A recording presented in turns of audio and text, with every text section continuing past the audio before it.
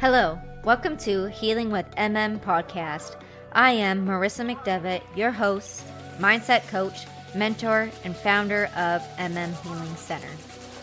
Tired of all the BS? So was I. This podcast is my raw, unfiltered take on life, sharing my personal experiences, lessons, and healing practices that helped me break free from the cycles that no longer serve me. I'm just an average woman who decided to stop settling and start speaking up. Here we dive deep into the messy, beautiful, and sometimes painful realities of life, business, and relationships. No fluff, no judgment, just real talk, real growth, and real transformation. This is a safe space for anyone, women, men, and all the beauties in between. So who's ready to raise their standards, heal, and step into their power? Let's learn, grow, and evolve together. Now tune in and let's talk about it. All right. Welcome back. Episode 11. We're going to talk about triggers and understanding what a trigger is, knowing how to recognize when you're being triggered, how to take ownership of your emotions, and how to shift into a healthy communication in your relationship. Yesterday, we were out off-roading in a beautiful Wickenburg, Arizona. We were on like a 4 or 5 hour razor ride trip.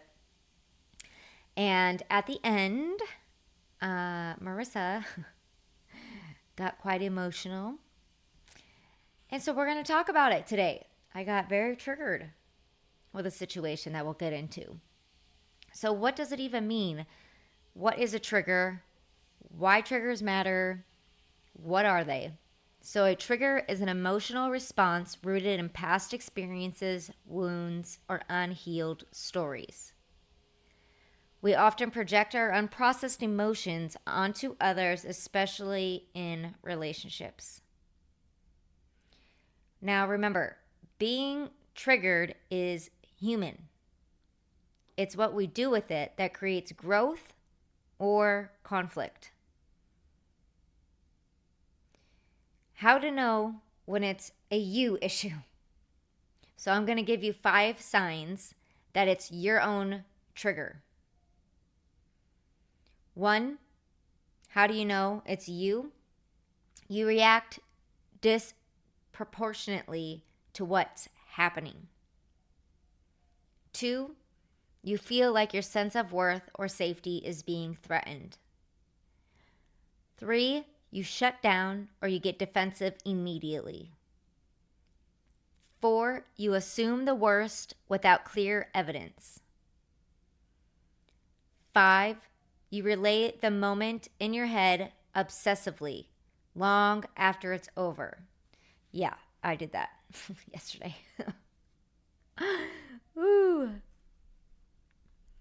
So those are 5 signs. It's your own trigger that's going on. It's not the other person that you're lashing out at. It's actually a you issue. So what do you do when you're triggered?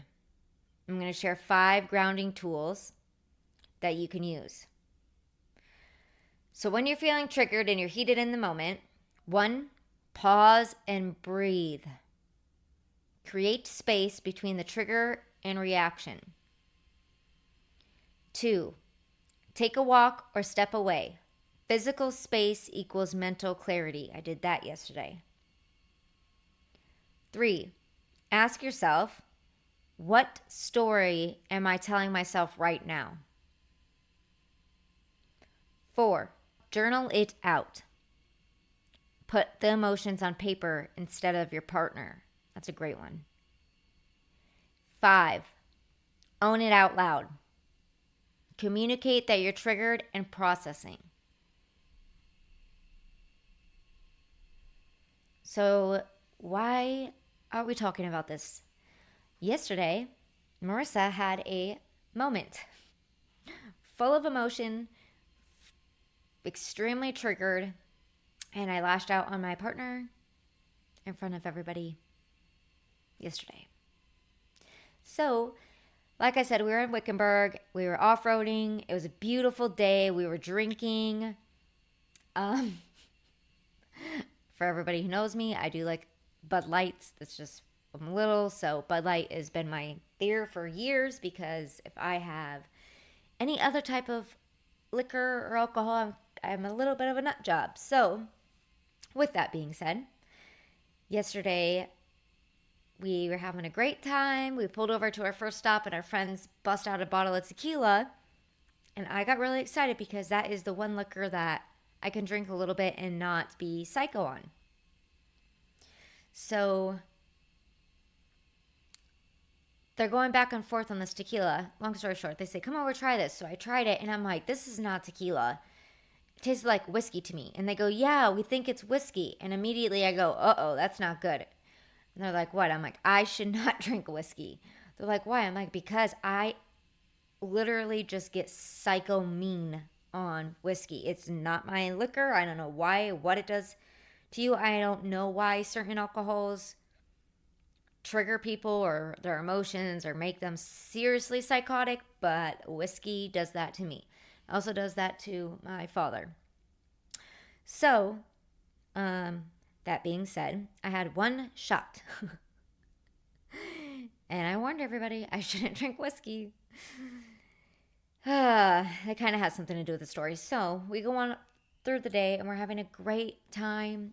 And we get all the way back almost to the truck, and we're down at this bottom of a wash, which is like an open space, all flat, really loose gravel. And you can really go fast down there. And it was really fun.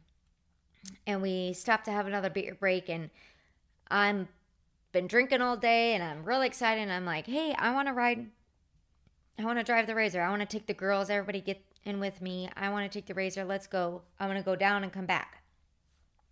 And at first my fiance's like, yeah, okay. And then he realized, like, okay, wait a minute. He probably should not take all the girls. You've been drinking all day long. So he did not communicate that exactly. He just said, wait, no, this isn't a good idea. I'm uncomfortable. You're not going. And that's all it had to take to tip me off. I got immediately defensive. And if you go back to the 5 signs, that is your own trigger. Number 3 was you shut down or you get defensive immediately. Because he said, yes, go for it.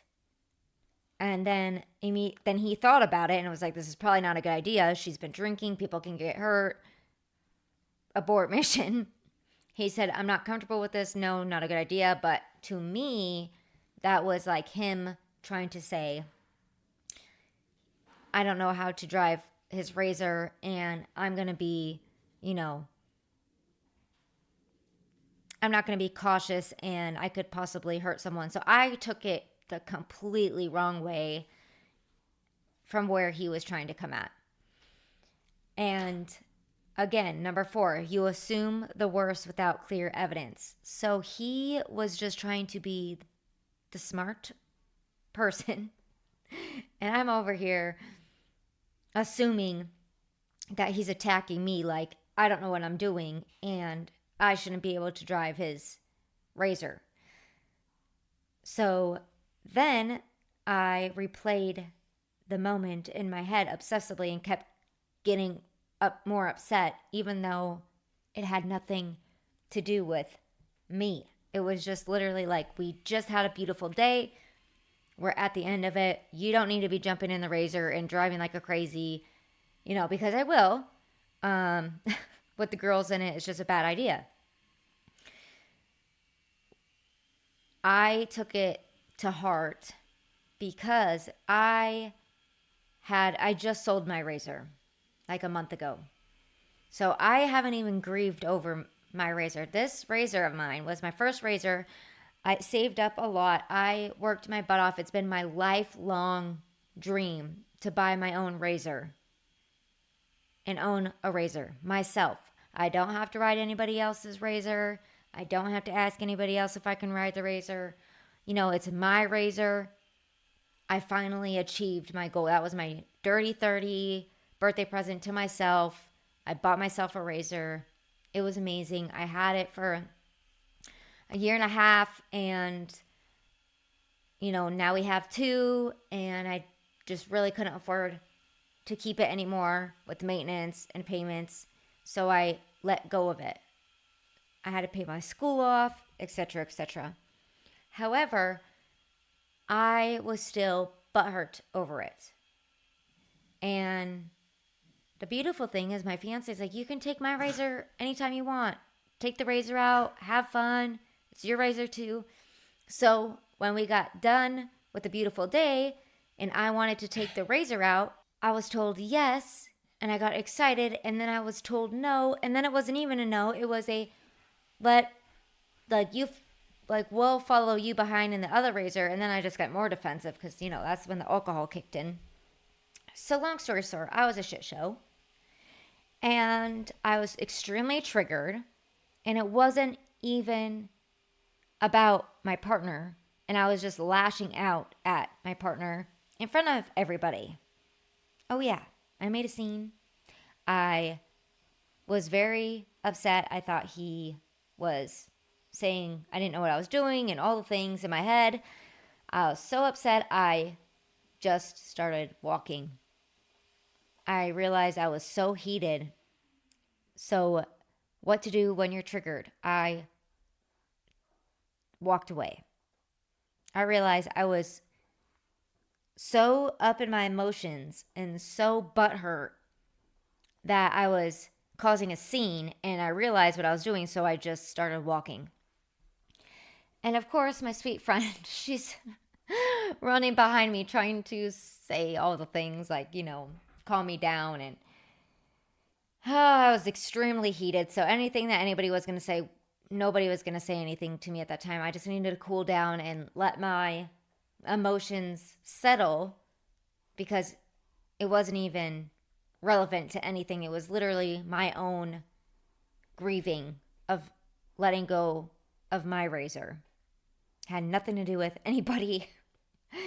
That was just the moment that it happened. Yeah. So as I'm walking back, I was just walking back to the truck, and my partner comes up, and they're just kind of giggling at this point because they're like, oh, she said she doesn't drink whiskey. And my partner's never seen me act like that. It was kind of like a big emotional baby fit. I threw a fit. It was pretty much what happened. And I'm walking back to the truck, and so he picks me up, and we go back to the truck, and then all the wives come over, and they're like, hey, he was coming from a good place. And I got exactly where he was coming from, and I totally got it. But at that point, it wasn't even about him. It was about me, my emotions. I let myself down. So what to do when you're triggered? Number 3, ask yourself, what story am I telling myself right now? So I did that. I realized this isn't even about my partner. This is all about me, and I am fighting my own ego right now. So I just told everybody, hey, I need to get in the truck. Let me just cool down and process. So, number 5, own it out loud. Communicate that you're triggered and processing. That's what I did. I told everybody, hey, I understand. Thank you for, trying to calm me down, but I need to process this. I'm triggered right now. My feelings are hurt, caused by myself. And we got in the truck, and I'm just thinking, and it took me 25 minutes. But I finally realized, okay, where is it coming from?